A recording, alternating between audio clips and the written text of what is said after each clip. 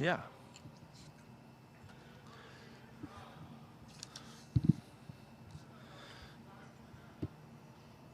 Well, we have this opportunity coming up here against the Vikings before bye time comes.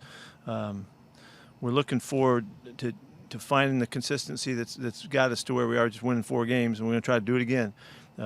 There's a lot of areas of, I think I said to you guys earlier, that we can improve on, and we have to keep stressing getting better at every phase of things, and that's really what's at hand right now. Just keep improving and try to play real consistent, good football. And if we take care of the ball, then we have a pretty good chance of winning. The Vikings have had a very difficult schedule. They played really good clubs, and they played really good last week. They've got great scheme. Coach Zimmer does a terrific job. The whole football team has got a whole style about them. They run the football hard and tough. They play good defense. They're good on teams, and they've been really explosive in the passing game with the receivers that are terrific. So we've got a real challenge for us. They know us. We know them. There's a lot of commonality in that, and so hopefully we can put together another good week and come out firing here back home.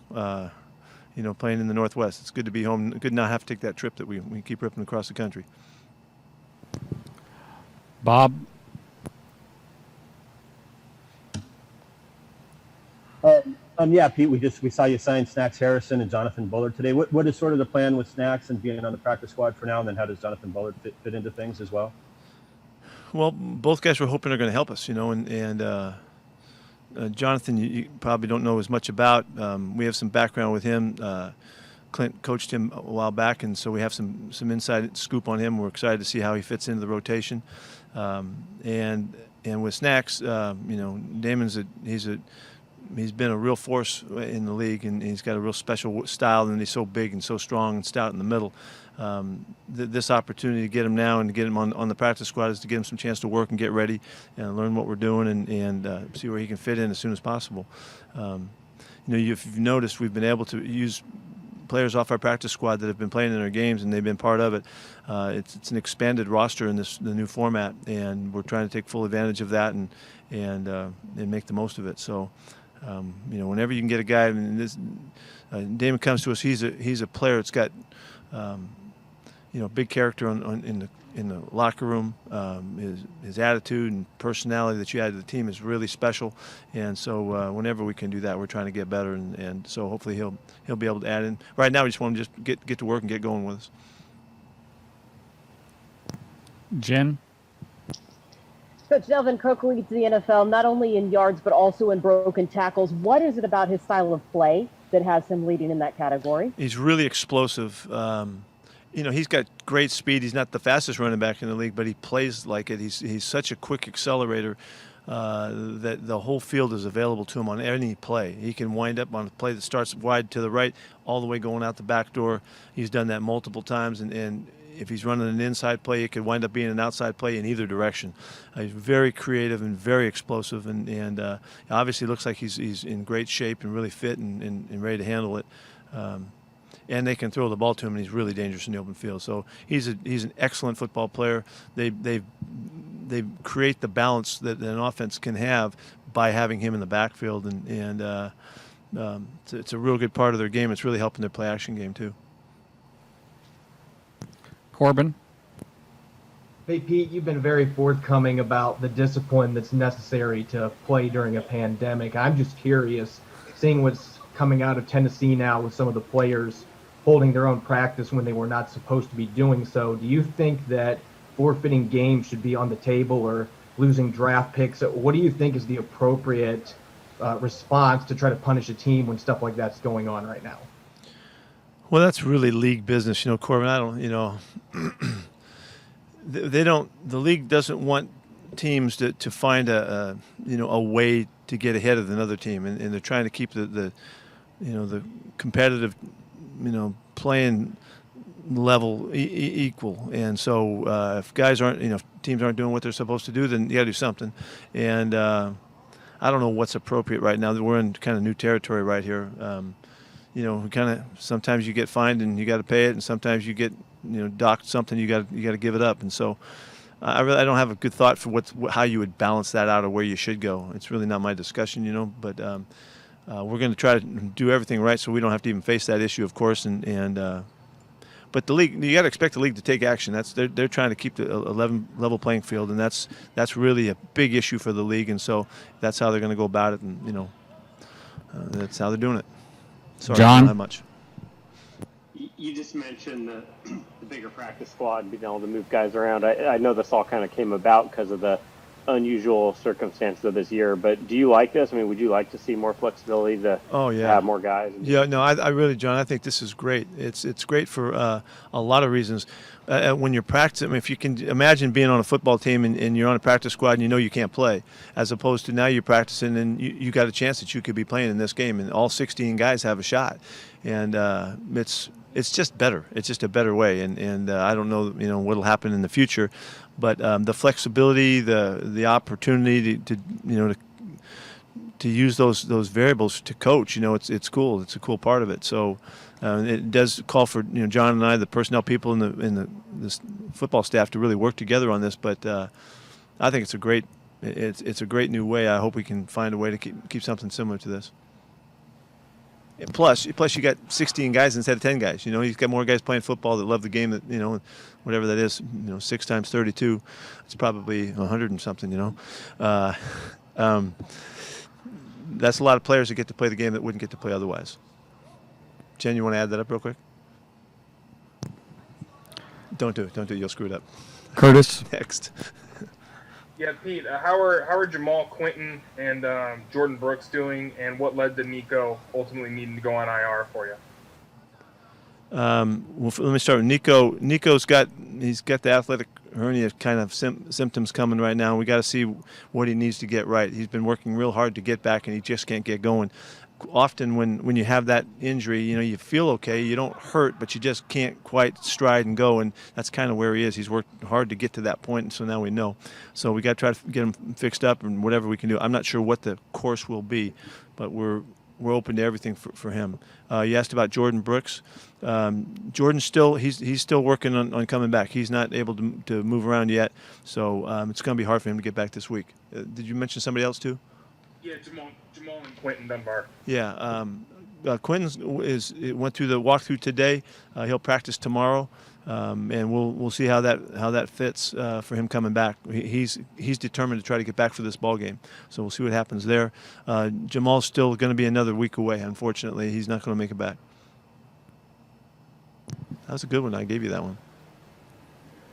Joe?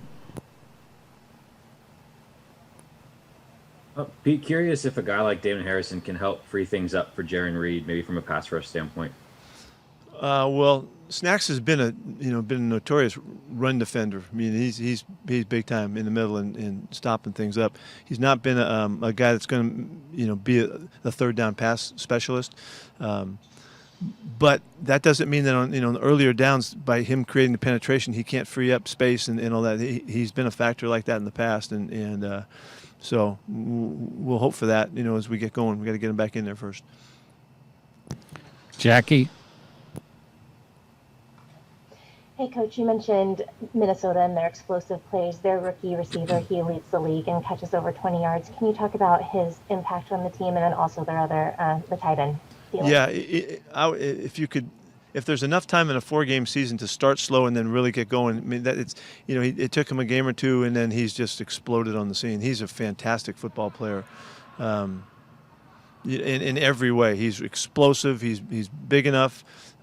He's really got a great catching range. He's got a creative way to catch, get to the ball and all. He's really good after the catch. He's run, that the reason his numbers are up, he's made some people miss him in the open field, and yards after catch have been available to him. He's just a terrific player. Matt? Pete, when you look at a guy like DK Metcalf at this point last year compared to this point this year, what are the main differences that you see? Well, there's quite a bit, really. because he was new and we were trying to figure it out, and try to, bring him along. And he was always really smart, learning his stuff. But you take care of the rookie. You don't give him too much. You don't want to overload him. As we got near the end of the season, we realized he really could handle the whole package. And so he goes into the off season and comes back with we do and he does with a whole new thought about what he can add. We can move them all around. We can put them in different positions. We can run every route with them. We were more conservative than a year ago. He has dedicated himself to finding every competitive way he can to get as good as he can get. And I'm so thrilled about seeing that. It's so obvious because he works so hard, he cares so much, and he's obviously so talented that he's just opened up the world, the world of being a great player to us. And so also the time that he spent with Russ in the summertime was so beneficial for their confidence in one another and the chemistry that thrower and a catcher can develop. They're well on their way, and they'll get better. They'll just continue to improve, but they made a big jump from last year at this time. So he's just improved in every way. Our confidence in him, his confidence in himself, the relationship with the quarterback is all at the essence of all of that. Tim? Hey, Pete, two things. Is Snacks cleared through the protocol at this point where he can actually practice today, or does he still have some days to go?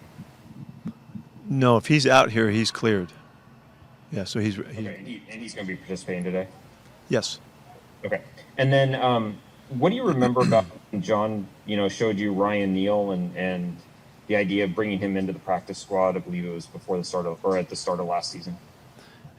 Like what we saw of him on film. Yeah, I think he was at Atlanta, and he was just running around, and he just showed a real aggressive style. He had good looking, he's tall and long and all that, and we thought, maybe he could play corner for us. He had grown up as a safety, I understand, and so we kind of always knew that, but we wanted to see if, what would he look like as a corner, which only helps him in our system because we don't have a hesitation at all to match him up with whomever. And so, but I think it was really the aggressive style that he was kind of an attack player that is what caught my eye, and I thought you could see enough in the film we saw that you could see what kind of a style player he would be. And we just didn't know how good or how he learned. We didn't know all that stuff at the time, but he's become gosh, what a great addition to this opportunity and to this defense to come in and do what he's been doing. So he brings a lot with him. It's not just athleticism; it's the smarts and his attitude and his character and all of that that's added to it. Michael Sean. Hey Pete, when you're assessing whether your defense is good or not, what are the metrics that you prioritize? I know turnovers is one, but maybe besides that, what are some of the metrics you go to first to say whether? Yeah, it really starts with, and this is going to hit right to home here, but it starts with not letting people have easy plays, easy long plays. That's where it begins. If you're giving up long plays, you're not playing well. And so you notice the emphasis just from 2 weeks ago to last week how important it is for us to just get that out of our football. I'm not accustomed to that, and and I let these guys know it, that we needed to fix that now. And so that's where it starts. If you're giving up long plays, you're no good. And so fortunately we survived, kind of the growing pains of kind of getting this season started with having the really productive offense. And guys come through too. Our players came through at the end of games and did the things we need to do to win. So it starts there. Then the next thing is if they can run the ball at you, then you're no good, and so because it's too easy for them to be on offense if they can run it. So it's as basic as that sounds. Long plays, running game, and then getting after the football. And if you can get after the football and take it away from your opponent, that makes all the difference in the world. And of all of the things, other than just giving up easy plays, if you can get the football, you can change the fortune of your games and seasons and stuff like that. So, fortunately, our guys are hawking the football pretty good right now, and we're just getting started. We have not been knocking the ball out as much as we want, fumbles and stuff, but we're on it. And if we can get that going and get our numbers going, we always anticipate being on the top of the league in turnover ratio, and that's just it's just a goal of ours, and when you're doing that, you usually can win. And so that's as basic as I can get it to you. It's really the parameters of it. And if he can figure out how to unmute today, Greg? Technical snafus. I'm good now. Pete, what's the chances We that could ask the group what they think about that. Well, that's true. Yeah. I can go back into mute mode if you want me to. What's the realistic chances Harrison can play Sunday night? Let me see him on the practice field first. I don't know. I got to see what he looks like running around. Learning the defense, he'll be fine there. He's a really smart football player. That's not going to be a problem. It's just how fit he is and all of that. And he's a big man, so we got to see what he looks like. And then we saw the new COVID protocols the league published yesterday in a memo after you talked about it Monday. How much of a departure is it for the Seahawks? I saw more buses. I've seen more buses on you guys' road trips already and all that stuff. Is this a departure from what you've already been doing? No, it's just calling. No, not our expectations and standards have been pretty much in line with everything that they've called for from the beginning. The things they've called for are basically the things you have to do to have a chance to control this thing. So to us, it's more of an update and a kind of a jerk your neck a little bit. We got to get back on, make sure we're on everything, and it's more about the discipline than the newness of stuff, and that means guys just doing a good job and they've made a statement about the masks, the style of masks, which I think was really good, and I think they're right about it, and we might have got a little lax about, we had something on, so we felt okay, so we've stepped that up. But it's really the consistency. We just have to just stay on everything at all times forever. There's no in-between times. There's really no relaxing time. And so the heads-ups and the reminders are really, I think, in line just with any time you're trying to discipline something, you have to come back to the details and the focus, and you got to remind people how crucial and important it is to stay in connection with it. So that's really what they've done, and I think there's nothing wrong with that at all. I think it's good. Do you think the league's been punitive or proactive in the way they've handled this? Well, they're trying to be a combination of both. What they're looking for, they're looking for the results. And as always, if it's not happening, then you got to make a statement. And just as they did with the masks with the coaches right in the first week, they didn't think it was good enough, and they made a statement, and we changed. And they were right, and they did a good job there. The punitive part of it has not really shown up much yet, but with this step up in emphasis, it's more apparent that they're ready to go and willing to do what they got to do, and so you can fight it or you can just go along with the rules of the game, and that's what we're doing, and we're going to make sure that we exercise really well and do this really well and pull it off. We're trying to win a lot of games here. You win football games, you got to win the COVID game, you got to win the travel game. There's a lot going on here, and we just have to be on it and not back down at all. So their reminders to me are just. Yeah, well, I think we all can use that. It's good for us. Art? Art, before you say something, think about way back, 6 months ago, if we'd had been this strict about everything. All the way we're living, all of our communities, if everybody would have, the whole country would have gone about it as strictly as we're going about it right now. We're bubbling now. We're doing it, and we're finding success doing it, and we're finding that there's some holes in it even at that. But had we been this disciplined at the start across the country, we would never see what we had seen. But it's demanding, it's difficult, it's uncomfortable. Sometimes it's hard to make sense of it, but you got to do it anyway because it's the right way to handle it. And so sorry. Hit it, Art. Harrison hasn't been on the football field in almost 10 months now. Given the restrictions that around COVID, how much more difficult is it this year to make mid-season transactions when you can't know very much about the guys you're picking up? Well, I'm trying to see where we would know more in other years than we would know now. If a guy, if it was an yeah, okay. Well, once okay, I got you. Once we're here, though, once we're here in the season, it's no different. But yeah, there's all kinds of information we'd have gathered across the board on players had we had the off season. You're right about that. But once we're here, bring the guy in, got to check him out. These guys come in here, they're in here for 5 days now before they can even get to the building, and so that's just part of the transition period. So he's already been in town for a long time. He just hasn't been doing any football. But once they're here, it's pretty much the same. Brady? Hi, Pete. What have you liked most about the way that Russell's played through 4 games? Well, first it's consistency, and each game has almost looked like the last game. He just carried on. I think 2 weeks ago we were a little bit different.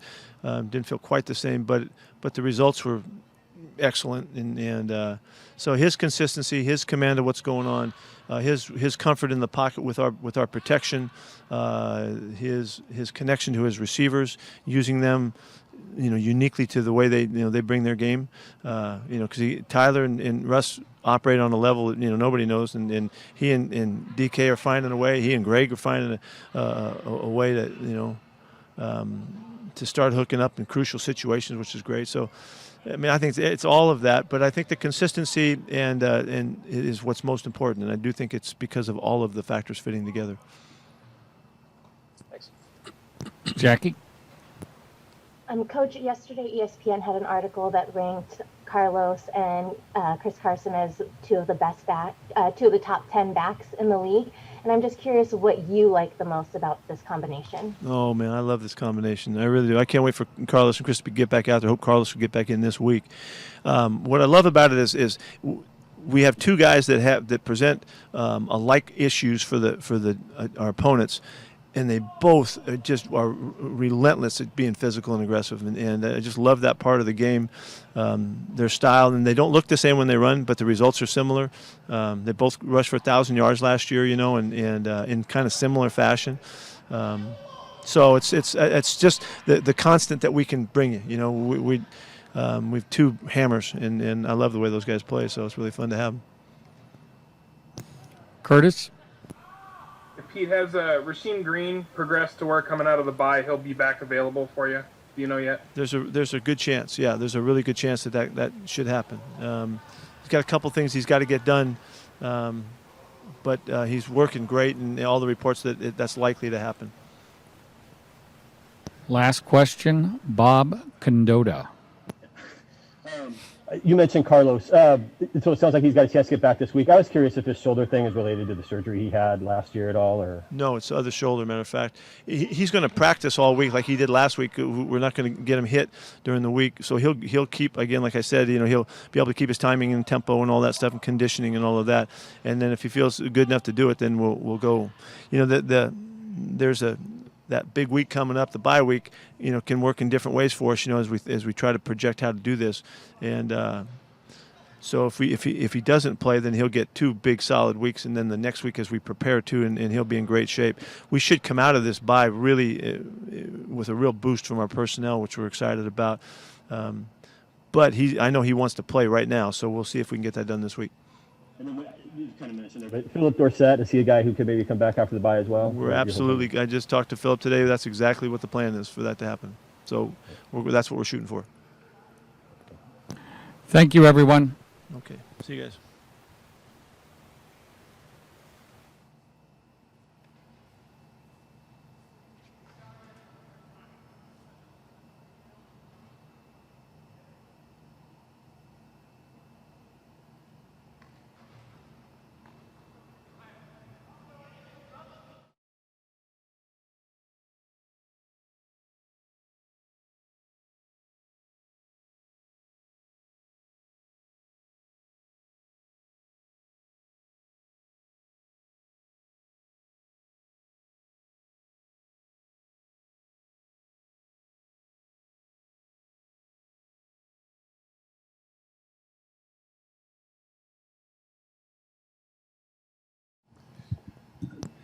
Hello, everyone. Bobby Wagner is at the podium. John Boyle, do you have a question for Bobby? Bobby, obviously you guys are bringing in Damon Harrison in. Is a middle linebacker, what can one of those big disruptive defensive tackles do for a defense? He could do a lot. I think it's somebody that you have to definitely be accounted for. I think he makes any linebacker's job a lot easier, because if you try to come up to me really fast, he's able to get in the backfield and make plays. And so, I'm excited to have him. I'm excited for him to be on the team, and, we can't wait until he gets out there. Ben Arthur. Hey, Bobby, I've seen you have, conversations with DK during the special teams portions of practice. Just what stands out to you the most about his approach to the game, and where have you seen him make the biggest strides from this point last year to now? I think the biggest thing that you see, for me at least, was his work ethic in the offseason. He really put a lot of work in, obviously physically, but mentally as well. So I think you're starting to see some of that on the field, the mental aspect of the game. I think, he's finding a way to get open. He's finding a way to help Russell when he extend plays and things of that nature. And I think he just has a really good grasp of the offense, and it's been extremely fun to watch. And you have just second thing. Did you have any message for KJ after the game Sunday? After you had missed a couple opportunities for the picks, did you talk to him about that? I talk a little trash, but that means he's gonna get 3 picks this week. So hopefully that's the case. Thank you. No problem. Jen. Couple of questions for you, Bobby. First of all, Dalvin Cook and the number of broken tackles that he has this year. Pete says that he's not the fastest guy on the field, but he runs like it. What does that mean for you trying to stop him? I mean, he looked pretty fast to me on the film. But now you just have to bring your feet. He's a guy who's going to continue to run his feet on contact, and so I think that's the reason why he's, breaking so many tackles, is because guys are hitting him and stopping, and he's keep going. And so, it's definitely fun to watch. Watch him run the ball, and so it's going to be, fun to play against him. Get in the backfield and really just tackle him. So I think it's just, being disciplined on your tackling, your tackling plan, and making sure you drive your feet and not let him keep going. And then lastly, on your running backs, KJ said he's glad that he doesn't have to tackle Chris Carson. What is it that you would hate most about trying to tackle either Carson or Hyde? I think the first thing that always stands out to me when I watch running backs on film is, what do they do when they get to the sideline? And do they go out of bounds, or do they look for contact? And so I think from both of those guys, you see it. They look for contact. They do not run out of bounds. And as a defender, I always respect that. And, you have to be ready at all times. Mike? Hey, Bobby, what did you think of that Ryan Neal hit on Myles Gaskin in the flat on Sunday? I thought it was great. I thought he read the play really fast. I thought he got there. It was a clean hit. This day and age, you always got to look and worry about a flag, but, it was a clean hit, and, I'm just really happy for him. He's really making the most of his opportunity. Do you have any doubt the Lakers will close it out in 5? Yeah, they're gonna close it out. I think it's a done deal. They had their opportunity, and it's over. Speaking of which, congratulations to the Storm for winning the championship. It was amazing to watch them dominate, and it's fun to watch them play basketball. So hopefully we can do the same thing that they did. Thanks. Jackie? Bobby, last time we didn't see Adam Thielen. He was injured the last time you guys played them. But what does he do for their offense? And then secondly, question about their rookie receiver, Jefferson. Just he has a lot of explosive plays for them. Yeah, as far as the rook, man, I think they're finding ways to get him the ball down the field. And so you got to be, he's fast. He's, looking to make plays. So you definitely have to be ready for him. And Thielen's he's just a playmaker. He knows how to get open. He knows how to find the windows in the defense. He catches everything that comes to him.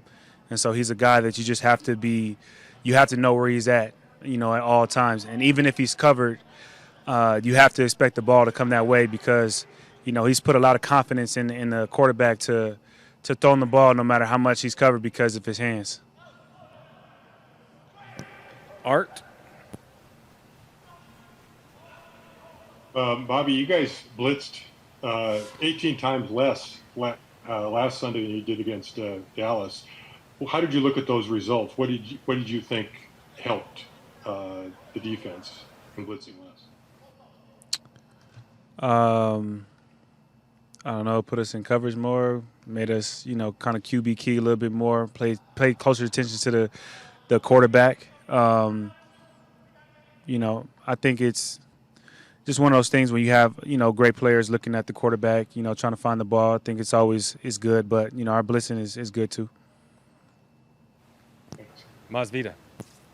Hey, Bobby, Pete talked about Russell Wilson, just his consistency. Just going on your side of the ball, how have y'all been able to message that consistency to all the players to continue to improve? I just think when you think about consistency, you think about greatness, and I think that's what if you look at any player that you consider as being a great player, they have consistency. You know what to expect from them. You know what to do with them. You know what you're going to get from them. And so, you kind of just, echo that message. If you want to be great, you have to have some consistency in your game. And, we just try to, push for guys to find what consistency looks like in their game and see how long they can continue that. Thanks. Bob? Yeah, Bobby, I was going to ask you about Ryan Neal as well, but what have you sort of, I guess, I know he was here last year on the practice squad quite a bit, stuff like that. What has most impressed you and kind of stood out to him about, the whole time he's kind of been here with you guys? I think the biggest thing is his eagerness to learn. I think he was, even though he was on practice squad last year, he was, trying to make plays at practice, trying to figure out where Russ was trying to get the ball at. He was asking questions, and he was trying to get better. And that's always a sign of a guy that is going, be around a long time in the league is trying to get better no matter what your situation is. And so, when he got into the situation this year, it was the same thing. He was just really focused, really locked in at practice, trying to make plays. And then when he got his opportunity, it wasn't foreign to him. Greg Bell. Hello, sir. You mentioned the Storm.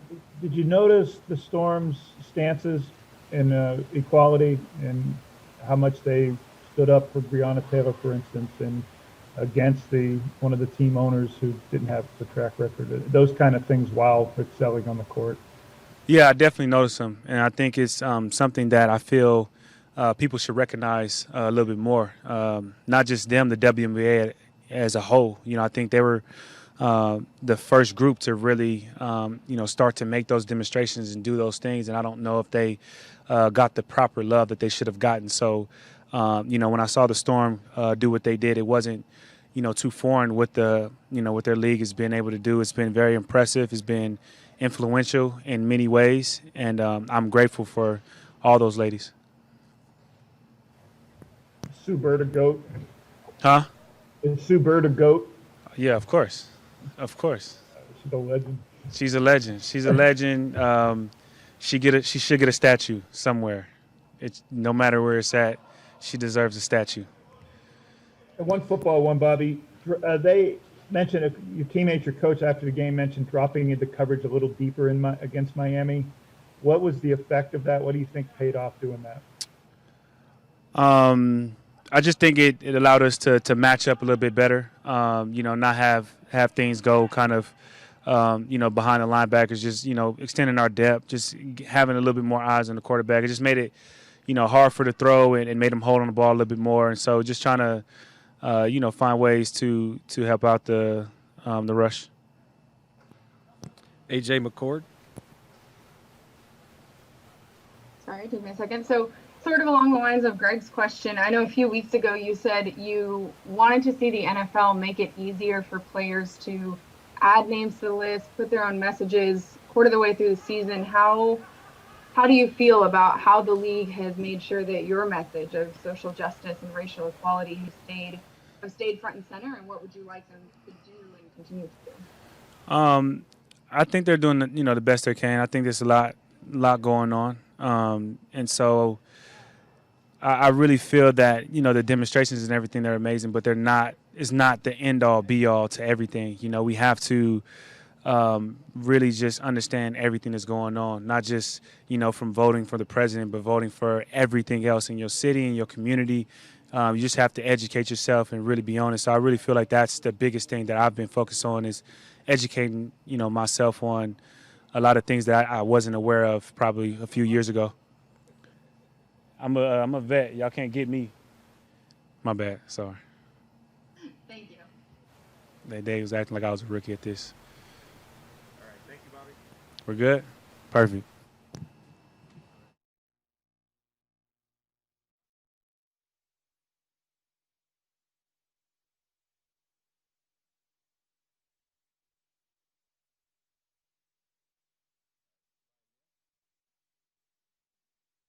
Hey, what's going on, guys?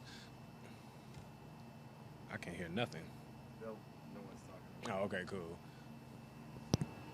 John Boyle, do you have a question for Ryan? Yeah, Ryan, we talked to you after the game against Dallas, and then you had your first start, got another interception. Just what have these past couple of weeks been like from, starting that Saturday on the practice squad to playing in the game and now being a starter? And Pete just said Jamal Adams is out, so it looks like you're playing again.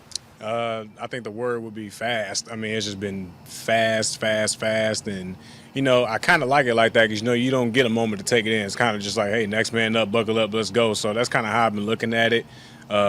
Just the whole significance of it. I haven't really gotten a moment to just even take it all in. I'm just like, what, it's my turn now, so let's just go and let's play. And like I told Jamal, I'm here to hold it down till you get ready to come back. And for everybody else, I'm just holding it down until everybody gets back, and I know that my team is counting on me. So I feel like I have to, bring my best and just make sure that I got all my boxes checked off and making sure I'm improving every day. But these past 2 weeks have just been just rolling fast. So just taking it one day at a time.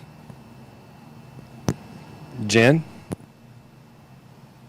He just said that one of the things that stood out about you last year was your willingness to ask questions and to learn so that when your opportunity came, you didn't miss it. Mm-hmm. Do you remember the specific approach that you had and why that's how you treated practice squad?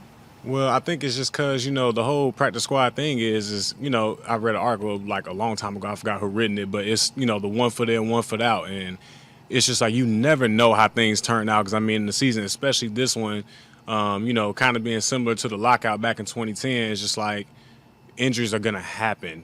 People are going to get hurt because we're trying to almost essentially play catch up. But, just as far as the practice squad thing, like I said, you never know when it's your turn. And when guys go down, if you're doing your job on the practice squad, they're going to look to the practice squad to bring somebody up. And I'd rather have it that way than, for them to go out shopping for someone else. So, like I said earlier, it was just about, I'm playing against the number one offense every week. I'm playing against Russell every week. I'm playing against the guys who are on the field. So it was like, why not take this moment to just critique my craft and do the best that I can against the guys who are actually playing, so that way when my time comes, it won't be such a shock. You know what I mean? It's like I've been doing it. I've been, doing our plays and, doing our techniques. So it's like it's not going to be so foreign to me when I get the chance to do it for real. So that's just kind of how the approach should be taken when you're on the practice squad. And I tell guys like that all the time, especially now that they see it. I'm just like, take it seriously every day. Work on your craft, work on your technique. So when, your name gets called, it's not going to be such a shock. So that's just kind of how I approached it. Curtis? Yeah, Ryan, after the Dallas game, you said everything kind of came fast because you happened to jump in and getting the interception late and everything. Did it ever get a chance to slow down a little bit for you this week as you were kind of going through a full game? And what was it like as you were actually working through a full 60 minutes and had the kind of flow of how that all came together? It's been a while, playing a full game. Man, I think the last time I played a full game on defense was in college, and that was years ago. So it was just something, you just got to be ready for it. And I didn't want to overthink it. It was just like, it's football. You've been playing this game since you was a kid. And, don't make it, bigger than what it is. Just try to keep it all in perspective and, trust the preparation, trust your training, trust the coaches, and everything will be fine. So that's kind of how I went about it. And throughout the week, it was all funny because I'm going through the process of, instead of being the guy on the look team, now I'm the guy taking the actual reps. I'm like, oh, okay, here we go. Like, taking the actual reps and, got to really lock it in because, like, this is game plan and all that. So it was actually pretty fun for the first time going through that. And I got a good supporting cast of guys around me. Jay has always been in my ear every day, giving me tips every single day, just making sure I'm on point. Coach Carroll, Dre, Nick, Tommy, all those guys, just, Q, everybody, just helping me get through it. And even Dunbar just giving me tips. Everybody's just been great. You know what I'm saying? So that whole first week leading up to that Dolphins game, I felt prepared because, like, everybody, just shoving knowledge into me and just making sure that I'm soaking it all up. And I'm just asking all kinds of questions. If I'm confused or anything, I'm pulling from everybody. Even Cam Chancellor had even reached out and he broke down all my practice film like he was just in the building. I was like, man, this is incredible. So I had a lot of people, help me out through that process to make it even easier for me. So when game time came around, it was just, hey, let's just play. You know what I mean? Just go out and play and do what you've been trying to do. Bob? Hey, Ryan, I was going to ask you a different question, but you piqued my interest there. How did you get to know Cam? I mean, did he kind of approach you on that, or did you approach him? Or Yeah, so coming into the next week, before practice, actually, Coach Carroll tapped me on the shoulder, was like, hey, Cam wants to, talk to you, reach out to you, come up to my office and get his number. I was, at first I'm fan. I'm like, oh, God, Cam. I'm like, this is Cam, even though I see him every day. But, I mean, coming up through the football world and everybody watched Legion of Boom, it was just like, man, this is Cam Chancellor. Like, this is the guy. And, for me to play in similar defenses that he played in, it was the best thing ever for him to just reach out and tell me exactly how he saw it, how he saw things. And he was breaking down my clips and just telling me what to look at, when to look at it, and all that. I mean, it was the coolest, probably one of the coolest experiences I've had, being in the league so far, just getting that kind of advice from a legendary dude. So it was super cool, man. Probably one of the coolest things I've done so far. This was after the Dallas game? Yeah, after the Dallas game. So just all last week, just every day, you sending me clips and just knowledge and all that. So I was just like, man, this is cool. So that was definitely a cool thing for me. If I can ask you one more, I saw you on the NFL Network this morning. So do you like getting all this kind of attention and all that? Or? It's new for me, I can tell you that. I mean, I'm a low-key kind of guy, live my life kind of private, and getting a lot of attention is new. So you just take it in stride, keep it in all perspective, and don't let it fill you up. Don't be too high, don't be too low. Just keep even keeled. That's kind of how I've been looking at it. So because I understand everything works, so you just take it as it comes, and at the end of the day, I'm staying focused on what I got to do to make to help this team move in the right direction. So that's kind of what I've been thinking about. Joe Fan. Ryan, I'm sure your family's pretty fired up for you. I'm curious if you had a chance to. I mean, obviously you talked to your family, I'm sure, but your brother has been in the NFL before. He's been in the mountaintop. I'm curious what advice he's had for you through this process, or if it's just been pure celebratory, just, proud of you sort of thing. Well, as for the rest of my family, it's definitely been a proud of you moment, celebratory moment. They all know what I've been going through, and they've been with it every step of the way. And as far as my brother, man, he's been in my ear since I've been in college. Like that's like my mentor, you know what I mean, as far as the league and asking questions, and all he does is give me advice. That's the person I turn to when I'm confused, if I don't know how to, do certain things, or shoot, even film breakdown with him. He has knowledge. I ask him for that too, and he has been just second to none. The dude that, like I said, I turn to when I'm struggling. I'm like, man, this and that, and he just, keeping me focused. And we had celebratory moments, but at the end of the day, he's just like, hey, you know what I'm saying? Let's flush it. Let's go back at it. Let's do it again. 'Cause that's the name of the game. Let's do it again. Let's do it again. So, shout out to Mike for he always keeps me on track, man. Just giving me all types of advice and just anything that I need to just keep going forward. So he's been number one in that. Mike? Hey, Ryan, how did losing your starting job in college to Jeremy kind of help you prepare for the tumultuous journey you'd end up having in the NFL? You know what? That might have been the first sign right there. Now that you think about it, now that I'm thinking about it, but it was wild, man. It was a very humbling experience for me. It was very humbling, and you had to. The first thing I told myself in anything, I never point fingers. I always look at myself. What could I have done better?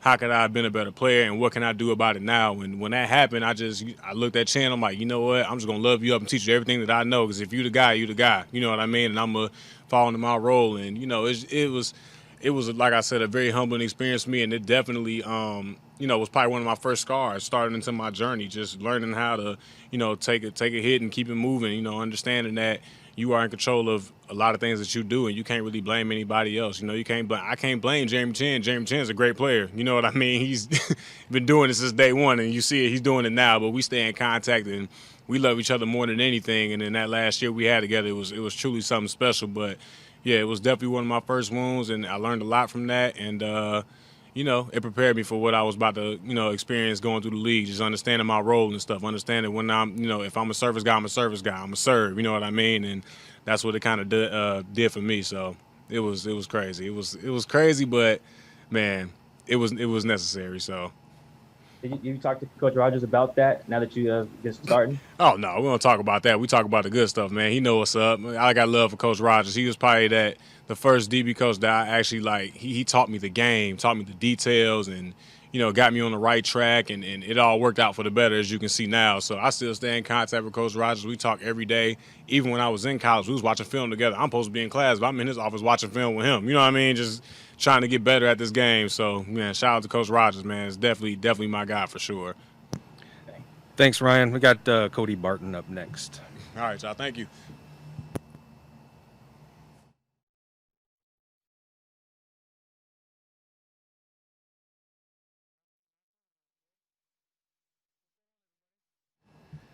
All right, John Boyle, why don't you start us off?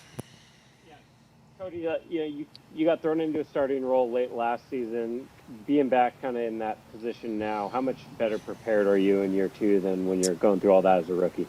Yeah, I feel a lot better prepared. I mean, last year, it was a long season, and out of nowhere, I'm starting. So, even just having those few games, whatever it was, like 4 or 5 or whatever it was last year, having that experience, going into this year, helps a lot. And so, I'm just excited for the opportunity. Bob?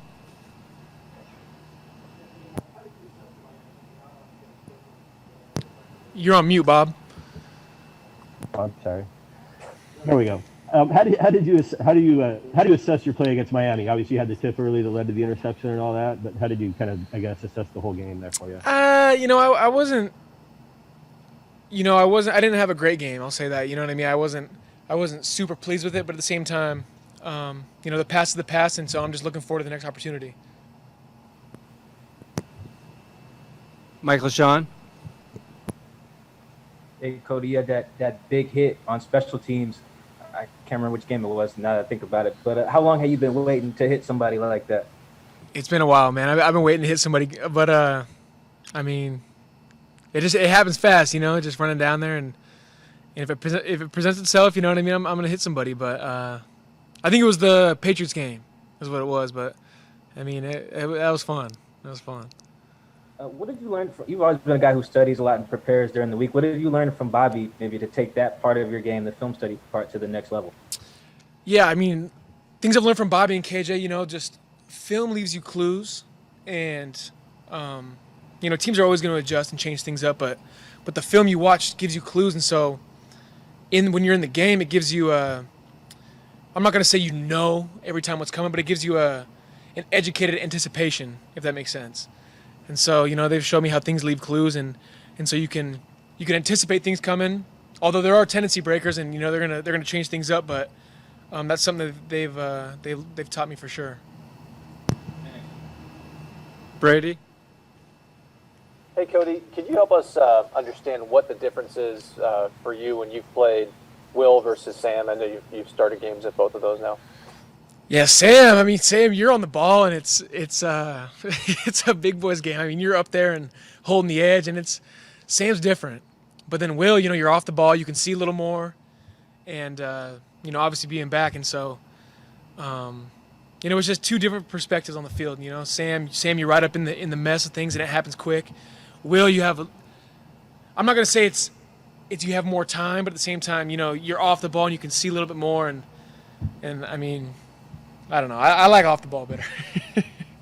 And also, you seem like an outdoorsy guy. What did you do this offseason with COVID and everything? So I was here for the start, and then when things started getting bad, I actually went home to Utah to be with my family, my brothers and stuff like that. And so we would just, on the weekends, we would train throughout the weekend. On the weekends, we'd go out to the ranch and fish or ride horses or do, what I mean? Just go do a bunch of stuff outside. That was back in Salt Lake City, or is that somewhere around there? Yeah, the ranch is in Utah, yeah. Not Salt Lake, though, but undisclosed location. Gotcha. Okay. Thank you. Masvita? Yeah. Hey, Cody, going back to having fun, how much are you having fun in the whole process? Dealing with different positions, hitting people and special teams and all of that. How much fun are you having in this process? I'm having a lot of fun, and it's not, just like in life, there's your ups and downs, and not every day is just the biggest, most fun thing ever. But at the same time, if you think about it in the perspective of, realizing you get to live your dream out and you're doing what you love to do, and that's the fun part about it. And so overall, I'm having a blast. You know what I mean? It's awesome. I get to live my dream out, and so overall, I'm just having a ton of fun. And the competition, how much are you relishing that part of the game as well? personally, I'm a very competitive person, so I mean that's kind of daily. It's something that kind of drives me crazy in a way too, because I might be walking in the hall with somebody and they might be walking a little faster, so I'll try to speed up and pass them.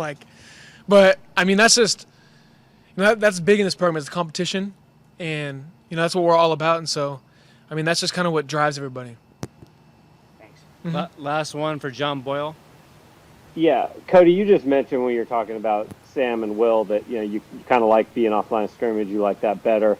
KJ has said the same thing in the past. So for him as a 10-year veteran, when the team comes to him and say, hey, it works better with these guys if you're at Sam, for him to embrace that and take it on, what does that tell you about KJ? That just says who he is as a person, and that he's he's for the team, and for him he's been a 9-year starter at Sam, and then all of a sudden they're asking him to play, or at Will, and then asking him to play Sam. That just shows and speaks volumes of who he is as a person. Cody, thank you. Thanks, everyone. Thanks, guys.